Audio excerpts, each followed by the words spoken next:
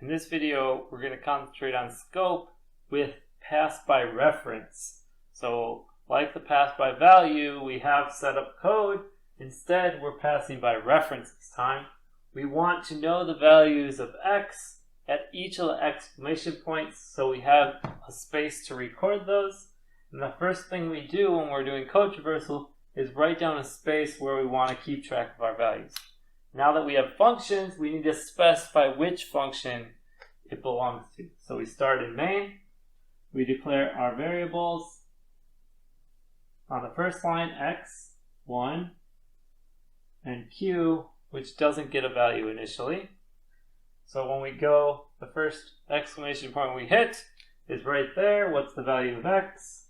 It is 1. Right?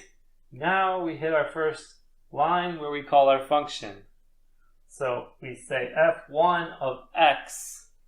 So with reference parameters, we want to create a space for our function, and you have one variable, x, but it's going to point back to the memory space allocated for the argument that's provided. Right? So we provide x, so what we want to do is point back to where that is. Okay? So now, whenever we refer to x in here, we're actually going to refer back to here. So x equals x times 2. X times 2, the value of x, we look back, we see 1, 1 times 2. 2 is assigned into x. So we say, okay, we're going to assign it, but we actually have to assign it back into this variable. So we're going to get 2 here. Now we return x times 2, which again, to get the value, we go through our arrow and we find 2. So we return 2 times 2, which is 4. So this function call is going to be replaced by the value 4, and that's going to be assigned into q. Okay? When we return from a function, no longer valid. Okay? We can't refer back to that. Every time we call a function, we get a new space for it.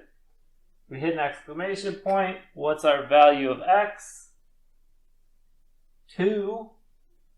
It got updated in our function because of the pass by reference. Now we have another assignment statement. Here we call the function twice, and we have the value for x. So our first function call to f1 of x,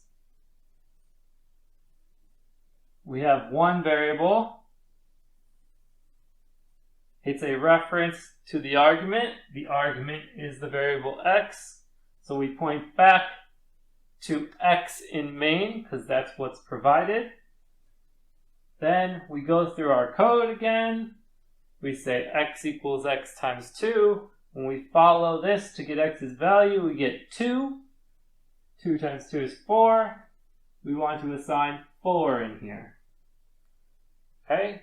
Then we return x times 2, which is 4 times 2. So that is 8. And this gets replaced by 8. Next, since we returned, that is no longer valid. The next function call we have is f1 of q. So we want f1 again. It still has an x. And now it's calling for q. So we point back to q this time because we passed that variable instead of x. So now we go through our code and we say x equals x times 2. X times 2, we need the value of x, which is 4, because it's in q. 4 times 2 is 8. We're going to update q's value to 8. And now we're going to return x times 2. Again, we have to go here. That's 16, which means it returns 16. Okay? And then we hit our last multiplied by x. X, we see, has a value of 4 in main. It was updated by reference twice. So we get 4. And if we take 4 times 16 times 8, it is 512. So then we assign the value 512 into x, and we print it out or look at the value because that's where our exclamation point is, and then our program is over. So we've looked at how reference parameters can affect variables and how scope has these for the function even though we're altering variables outside of the function's scope because of reference parameters.